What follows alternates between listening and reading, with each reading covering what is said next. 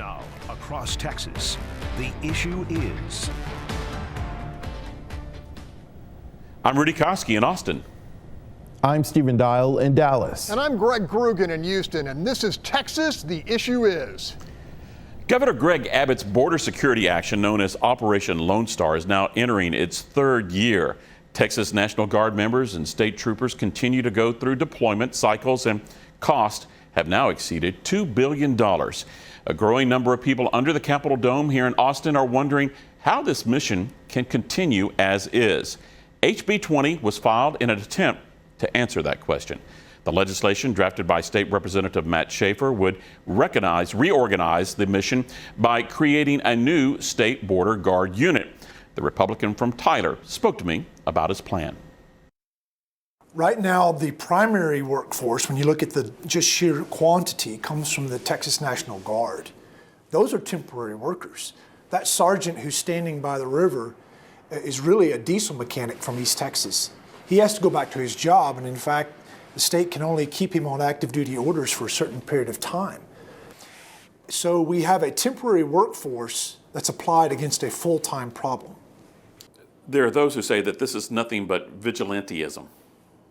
These will be professional state employees under the authority of the Department of Public Safety Commission with a special authorization from the governor. They will have gone through training, they will have accountability, they will have rules, and they will function in many of the same ways that the Texas National Guard under Operation Lone Star are operating right now. Will they be able to use deadly force? So our officers are going to be able to protect themselves and have self-defense, but any type of use of force would only be done with the governor's authority. How do you envision these encounters? Will they use handcuffs, tasers? The Border Protection Unit officers will have the authority to do what they need to do to protect Texas at the river. Will they be able to shoot back? They would be able to protect themselves if they were ever, if their lives were in danger. But the primary thing that we want to do is create a deterrent at the river so that people will come into Texas the right way. Will this guard be trained like DPS troopers, or are they going to be like the border volunteers, the ranchers who are out patrolling? There will be no volunteers that are involved here. The Border Protection Unit will be a mixture of licensed peace officers and then individuals who've been trained and qualified to be part of the Border Protection Unit who will have limited arresting authority from the governor, exactly the way the Texas National Guard has now. How large of a force could this be?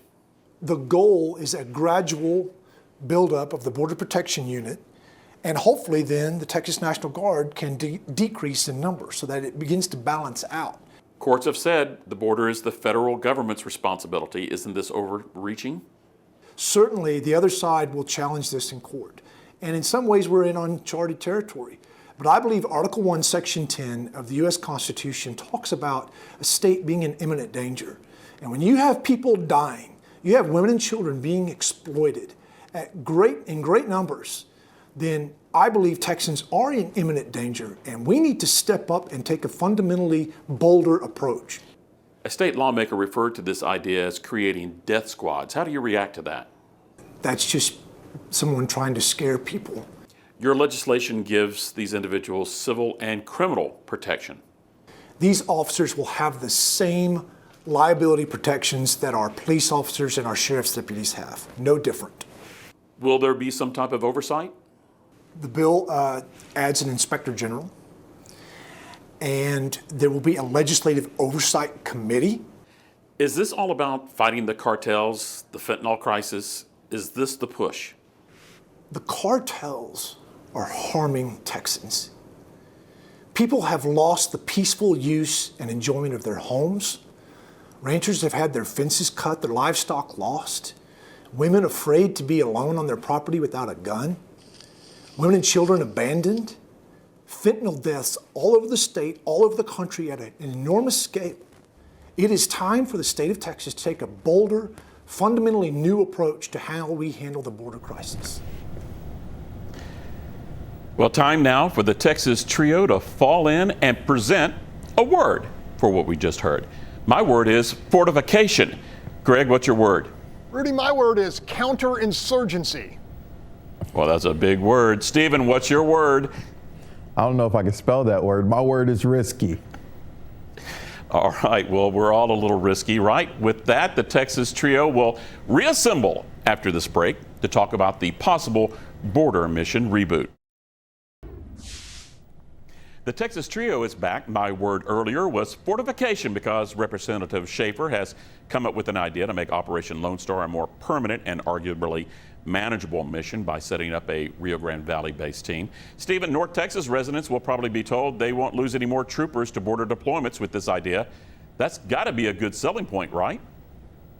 It depends on what you care about, right? So this will be an offshoot of DPS, like Representative Schaefer said, but you're swapping out Operation Lone Star with a more permanent solution. In his opinion, I think what North Texans are going to question is, one, how are you going to continue to fund it? And then two, and this is a question that I have, is this just going to go away when Ron DeSantis or someone on the Republican side of the aisle becomes president? It kind of just seems like window dressing to me when it comes to, I understand the intent. We have a problem at the border. Governor Abbott's solution is Operation Lone Star. Schaefer wants to slide in a more permanent solution, but I just don't really see that being a selling point of saying more troopers will be able to come up to North Texas.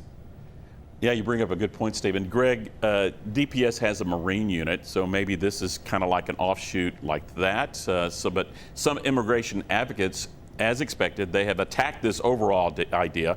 What alternatives have you heard down in the Houston area? Alternatives, aside from somehow forcing President Biden and the federal government to actually do the job, not many alternatives.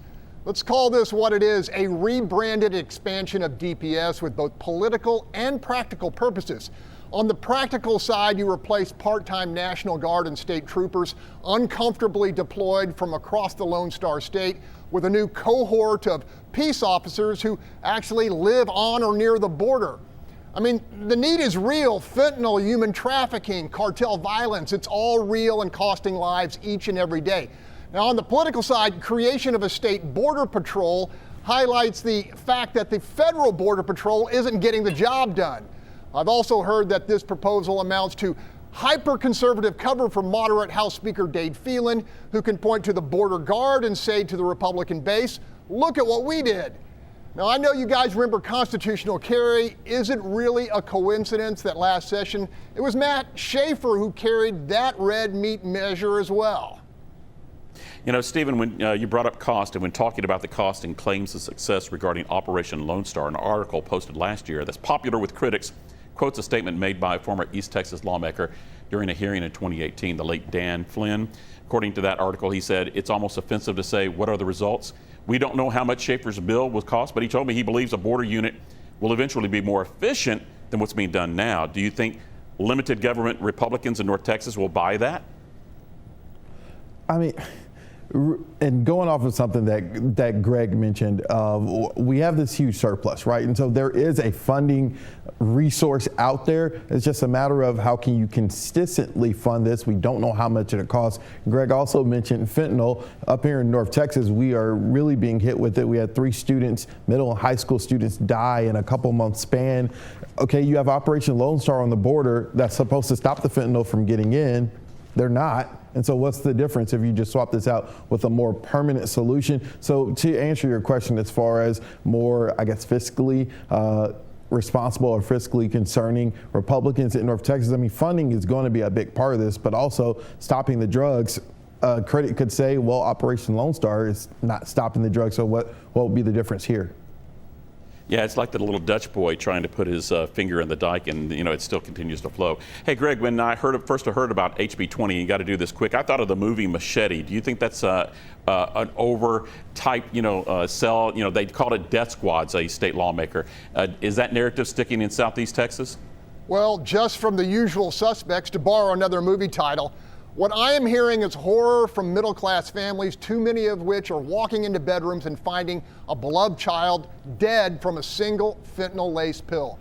That's a genuine, real-time fear, not a hypothetical prediction of future abuse by paramilitary posses. Stephen, does this survive a court challenge? Can it? Well, Operation Lone Star has survived, right? But That's temporary Governor Abbott order. So we'll have to just wait and see. I mean, Operation Lone Star has been going on over a year. This is just a more permanent solution. It will definitely be challenged, of course. All right, guys, we're going to wrap this up. To see this interview or any of the other past interviews that we have done, go to our station's YouTube page.